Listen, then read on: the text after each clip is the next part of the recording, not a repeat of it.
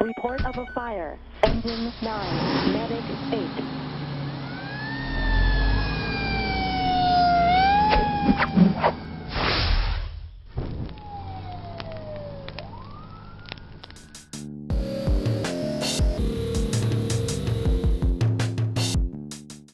Hi, my name is Wynn Span, EMS instructor with Columbus Division of Fire, and welcome to the Patient Assessment Management Trauma Skill.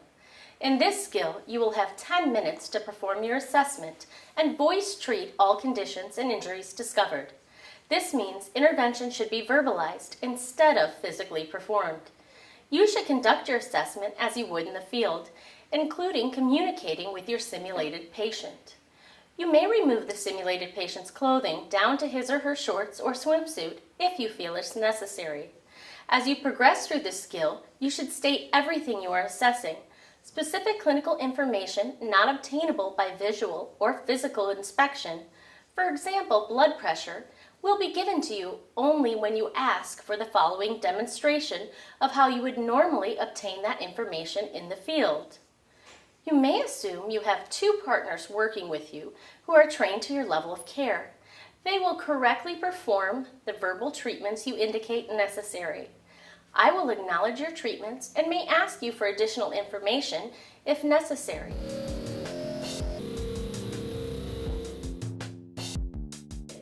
Do you have any questions? No.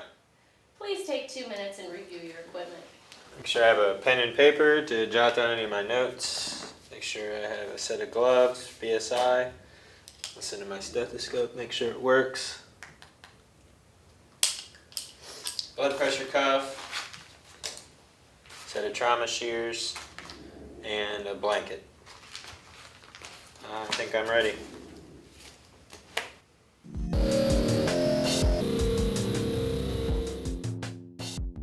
You respond to a car crash and find an ejected victim. He's lying 60 feet from the overturned car. Okay, I'm gonna put on my BSI.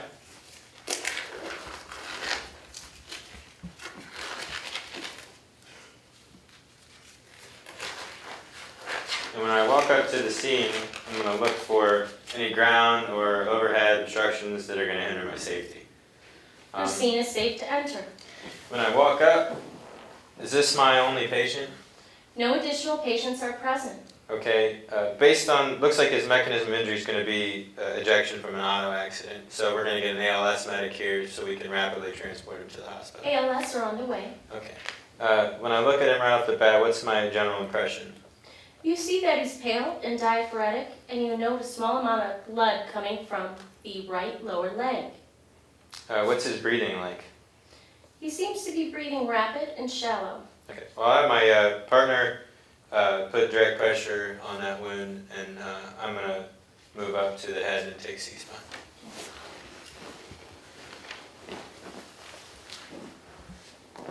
Okay, so I've taken C-spine.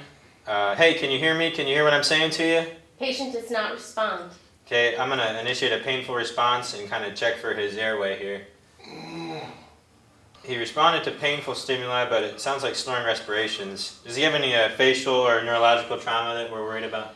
No, he does not. Okay, I'm going to put in an NPA then and try to correct his snoring respirations. Patient accepts the adjunct. Okay, what's his breathing rate and quality like now? He is breathing at 32 times a minute and shallow.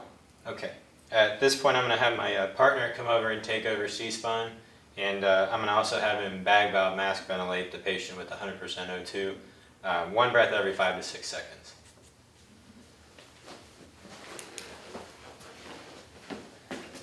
So my partner's gone ahead and took C-spine, 1 breath every 5 to 6 seconds. So now I'm going to start taking a look at his chest here. I'm going to expose his chest a little bit. So I'm going to take a look at his breathing here. Do I notice equal chest rise? No, you see paradoxical motion on the patient's left chest. Okay, it looks like he's got a pretty good bruise there. I'm going to try to fix that paradoxical motion. I can take some 3-inch tape and kind of halfway on his back to his chest and tape it together and see if that fixes my problem. So when he bag valves, the chest should rise equally. That does stabilize the segment. Okay. This one I'm going to listen to his lung sounds.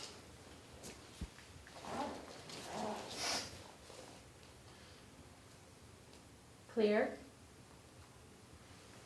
Diminished. Diminished. So I hear diminished lung sounds on the left, clear lung sounds on the right. Those diminished lung sounds are going to tell me he's probably developing a pneumo, but there's really nothing that we can do in our scope of practice right here to fix that. So now that his chest's exposed, I'm going to check for any major bleeding, do a quick blood sweep. No blood. No blood. Okay, expose his legs here. See for any blood, nothing on the left side. No blood. Okay, and he's got an obvious open tib-fib fracture on the right side. Is that bleeding under control? The bleeding has stopped with your partner's direct pressure. Okay, now I'm gonna, what's his skin color look like? He's pale, diaphoretic, and feels cool to the touch. Okay, and we're gonna check for pulses here. Pulses are present both carotid and radially. It's weak at the radial at a rate of 138. Okay, so based on all my findings, this patient's in shock, so I'm gonna do a quick, rapid trauma assessment so we can get him en route to the hospital. I'm gonna look up at his neck here, make sure that there's no jugular vein distension, deviated trachea, no crepitus deformities in the back of his neck. Nothing's noted. Okay, we're going to put a C-collar on him so we're ready when we have to backboard him. Moving down to his chest here, make sure his clavicles are intact. Stable. Moving to his sternum, making sure that there's no movement in his sternum, it's still solid. Stable. Okay, we fixed the rib problems. Moving down into his abdomen, we're going to make sure his abdomen is non-tender, no distension, no rebound tenderness. We're going to palpate in all four quadrants here. No rebound tenderness, no pain. The abdomen is soft and non-tender. And moving down into the pelvic region, we're going to make sure that we push down and inward and make sure that there's no movement in the pelvic region. Pelvic region is stable. Okay. At this point, we're going to get him ready to put on a backboard. So I'm going to have my partners come place the backboard here. We're going to get him ready to roll onto his back side here. So rolling him onto his non-injured side, so he's got a serious chest wound here, so that we're going to roll him onto this side. So on the partner who's holding C-spine's head count, the count of 3, we're going to roll. So 1, 2, 3, we're going to roll him onto his back. We got his back exposed here. We're looking for any DCAT BTLS, which is going to be deformities, contusions, abrasions, punctures, tenderness, lacerations, and swelling in his back. Do we find anything? Nothing noted. Okay. Rolling him onto the backboard. When we slide the backboard in at a 45-degree angle, we're going to roll him back onto the board. And then strap him down, one at the hips, one at the chest midline, and one at the knees, making sure that we don't secure his head first. And then we're going to secure his head to the board and put him in the truck and get on the way to the hospital. So now that we have him fully immobilized and secured to the backboard, I'm going to check and make sure that we don't have any family members or bystanders that we can take with us that have any information about our patient. There are no bystanders on scene. Okay, so my partners and I are going to get him onto the cot and get ready to transfer him into the back of the medic. Now that we have him in the back of the truck, I'm going to go ahead and elevate the foot of the board and 6 to 12 inches and put a blanket over top of him, and so we're treating for shock. At this point, I'm going to recheck any of the interventions that we did in the field. So make sure, hey, can you hear me? Can you hear what I'm saying to you? So he's still moaning, so that's not any better or any worse. I'm going to go ahead and make sure that we have our bleeding still under control. He's still bagging appropriately. Your patient is still breathing spontaneously at 22, but he's being assisted by your partner, and he's bagging with good compliance. Okay, our flailed segment's fixed. We still have good equal chest rise. You still have good equal chest rise. And no more serious bleeding coming from the wound that we fixed earlier. The wound has not rebled. Okay, so I'm going to go ahead and have my partner obtain a good set of vital signs, a blood pressure, heart rate, recheck our lung sounds, SpO2, and blood glucose, and make sure all of our vitals are stable. His vital signs are a blood pressure of 92/47, a pulse rate of 120, respirations of 22 or 10 to 12 assisted, and his pulse ox is 93% on 15 liters per minute via BVM. His temperature is 97.2 and his glucose reading is 120. Okay, I'm going to start doing a rapid trauma assessment, or a secondary trauma assessment here to make sure that we're covering everything from head to toe. So I'm going to take a look at his head here. Nothing that I see, no decap BTLS in his skull, in his face, no bleeding from his ears, blood from his nose that I can see. His vital signs are a blood pressure of 92/47, pulse of 120, respirations 22 spontaneous, but 10 to 12 assisted, with an SpO2 of 93% on 15 liters via BVM, temperature of 97.2, and a glucose reading of 120. All right, at this time I'm going to do a detailed secondary assessment to identify any other life-threatening injuries that we might find. So I'm going to start with the head. Examine the head, make sure that the skull is still intact. Nothing noted. Facial structure is still intact. I'm going to look into his pupils and make sure that they're reactive. Pupils are equal round reactive to light, so we call that pearl. They are normal. Looking in the back of his ears there to make sure there's no battle signs. Looking in his ears, make sure there's no bleeding or CSF coming out. Nothing noted. Same with the nose, no bleeding or CSF. Nothing noted. No teeth, anything including the airway. Airways clear. Okay, moving down into his neck here, looking through the collar, make sure there's no JVD or tracheal deviation. Nothing noted. The structure of the chest is still intact, clavicles are still good, we still have good equal chest rise and fall. I'm going to go ahead and listen to lung sounds now, make sure we're still okay. Clear. Clear. Diminished. Diminished. Again, the diminished lung sounds is something that we can't really correct under our scope of practice, so we'll keep moving down. Is he responding any better? He still responds to painful stimuli. Okay, moving down to the abdomen, we're going to check for any rigidity, distension in the abdomen, maybe rebound tenderness, pressing down the abdomen. Has anything changed? The abdomen is soft and non-tender. Took it to his pelvis again, pressing inward and down. Nothing's changed in his pelvis. Pelvis is stable. Okay, we're going to feel the legs here and making sure the legs feel intact. Not feeling anything that's out of the ordinary. Nothing noted. Take his shoe off here. We're going to feel for pulses. Pulse is present. His toes. Can you feel me touching you? Can you wiggle your toes? No response. Okay, no same. response. Same thing with this leg. Move down. Any deformities, decap BTLS in the leg. You notice an open fracture to his fibula. Okay, we'll have my partner come up to that and we'll splint that while we're here and make sure our bleeding's still under control. Move down to this leg, or this foot. Take his sock off, feel for pulses. Pulse is present. Can you feel me touching your toes? Can you wiggle your toes? No response. No response. Okay.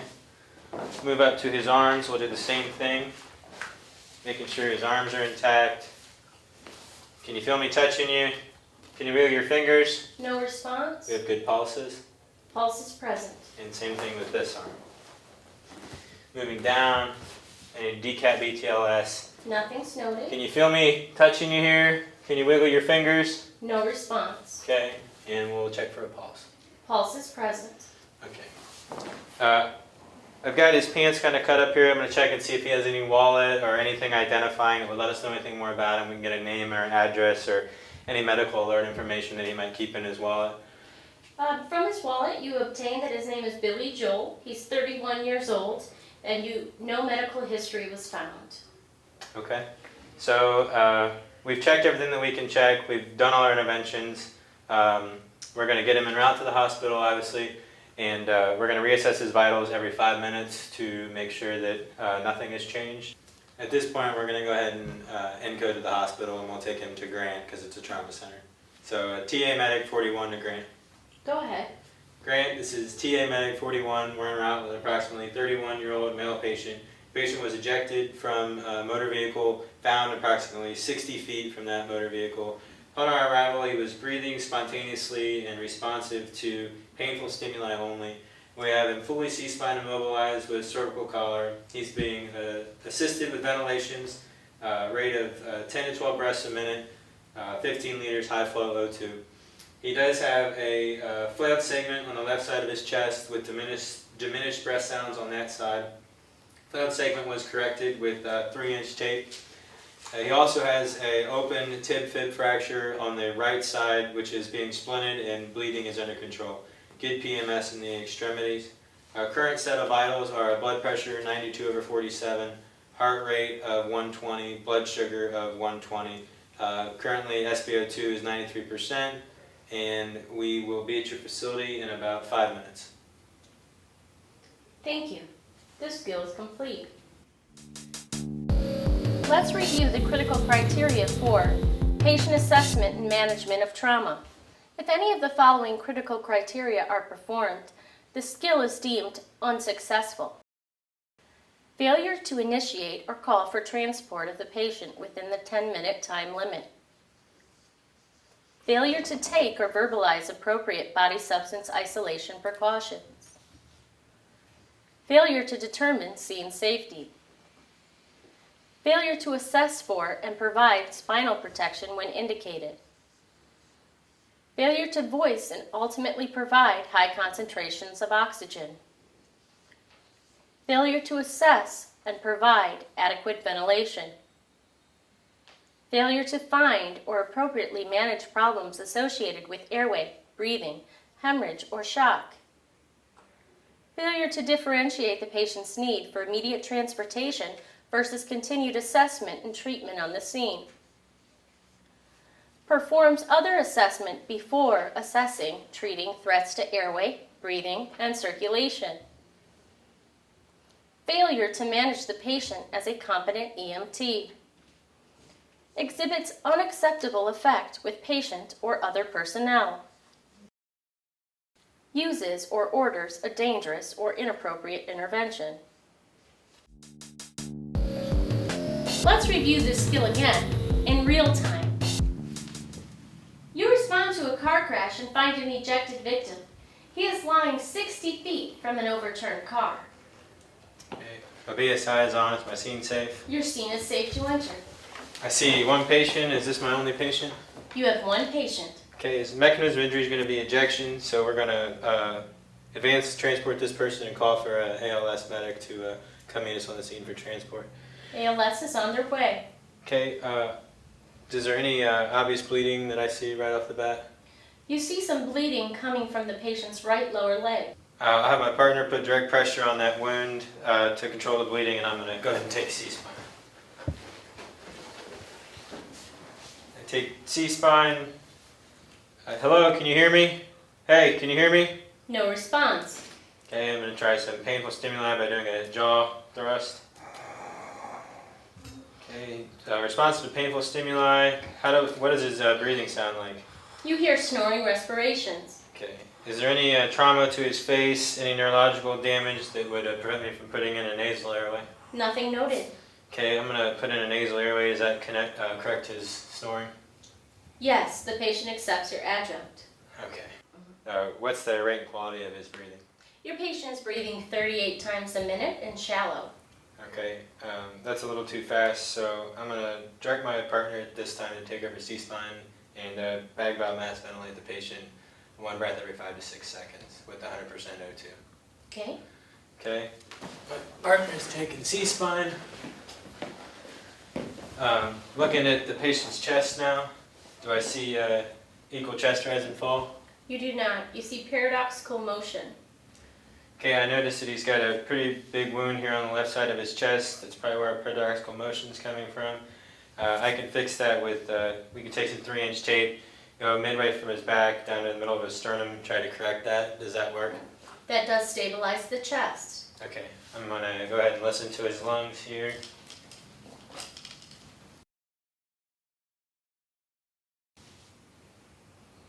Clear. Clear. Diminished. Diminished. Okay, with his diminished lung sounds on the left, that's probably most likely a pneumo, but we can't fix that within our scope of practice. So continuing on, check for any major bleeding. We'll do a blood sweep on his chest. No blood. No blood. No blood. Expose his legs. Is there anything wrong with his legs? Any major bleeding that's not already under control? The bleeding on the right leg has been controlled with your partner's direct pressure.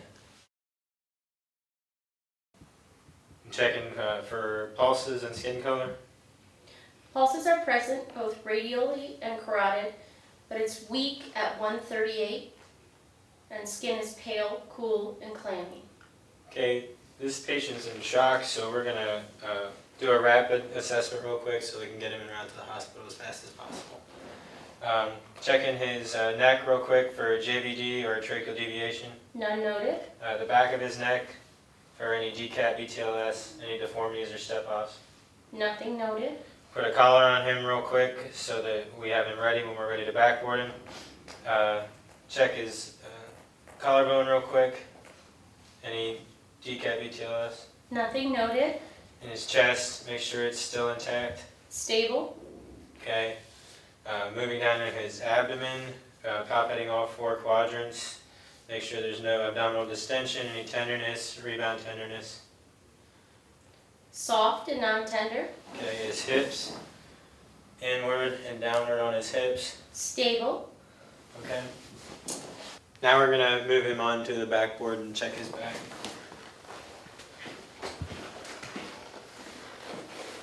I'm gonna roll him on the head man's count to my side and check for any DCAT, BTLS. 1, 2, 3. No deformities, contusions, abrasions, punctures, laceration, tenderness, swelling on his back. Nothing noted. Okay, roll him back over, have the board at a 45-degree angle. Roll him onto the board, strap hips, nips, and knees. Get ready to get him loaded on the cot into the truck. We're going to raise his feet up for shock position, put a blanket over top. Once we have him in the truck, going to check our interventions that we did previously, make sure that our flailed segment is still moving up and down with our chest, that nothing has changed. Make sure there's no more bleeding coming from the wound that we had. Okay, bleeding. The wound has not rebled.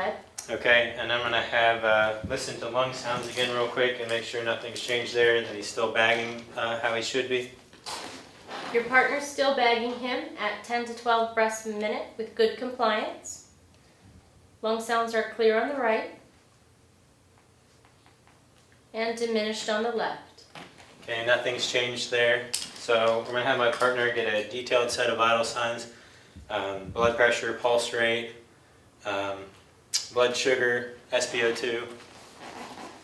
His vital signs are a blood pressure of 92/47, pulse rate of 120, respirations of 10 to 12 assisted, pulse ox of 93% on 15 liters per minute via BVM, temperature of 97.2, and a glucose reading of 120. Okay, this time I'm going to do a more detailed assessment. Work my way from the head all the way down. Feel his head for any tenderness, any DCAT, BTLS in his head. Nothing noted. Looking in his eyes, make sure the pupils are still pearl. And PEARL stands for Pupils equal round, reacted to light. pupils are equal round and they do react to light. Checking in his ears for any CSF or blood bleeding. Nothing noted. No battle signs around his ears. None. Okay, checking his nose for the same. Nothing noted. Okay, any JVD or tracheal deviation? No. Collarbone still intact. Yes. Okay, sternum is still intact. Yes. Equal chest rise. Yes. No distension or tenderness in the abdomen, no rebound tenderness. The abdomen is soft and non-tender. Downward and inward with the hips. Hips are still intact. Pelvis is stable. Okay, moving down his left leg. Any bleeding, DCAT, BTLS in his leg. Nothing noted. Okay, take his shoe off. Does he have pulses in his feet? Pulse is present.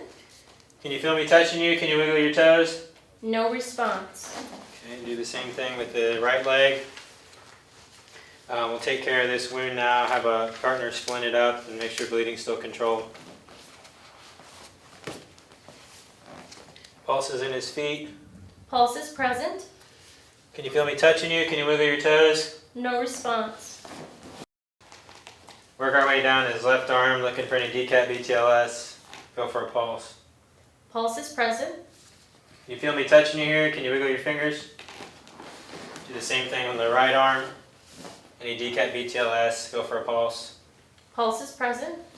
Can you feel me touching you here? Can you wiggle your fingers? No response. Okay. I'm going to look into his pockets here, make sure we can't find a wallet, ID card, anything that's going to give us any information on him. You found his driver's license, and it states his name is Billy Joe, and he's 31 years old, and no medical history was found. Okay.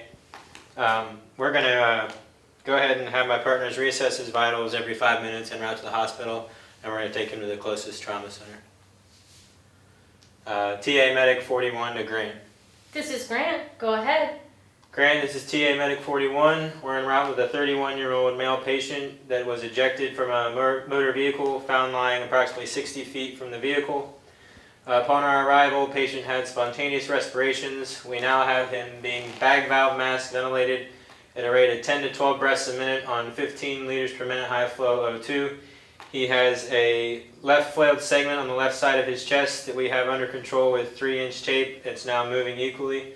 He has an open tib-fib fracture on his right leg that we have splinted, and bleeding is under control.